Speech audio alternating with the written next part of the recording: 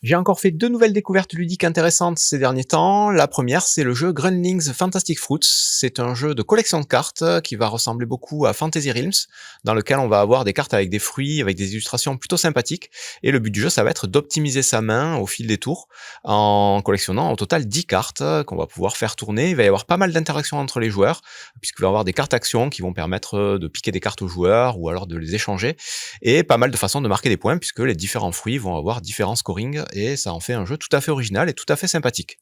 Le second, c'est Soothsayers, un jeu de cartes lui aussi, avec des illustrations peut-être moins attrayantes que le premier, mais avec une mécanique de jeu vraiment très intéressante. Ça va être un jeu avec des cartes de tarot et des cartes d'action qu'on va pouvoir améliorer.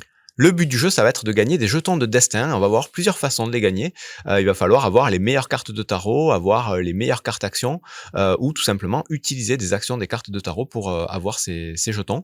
Un jeu avec encore une fois beaucoup d'interactions, puisqu'il va y avoir un principe de majorité. Il faudra avoir les meilleures cartes par rapport à ses adversaires, sinon les jetons vont tourner entre les joueurs.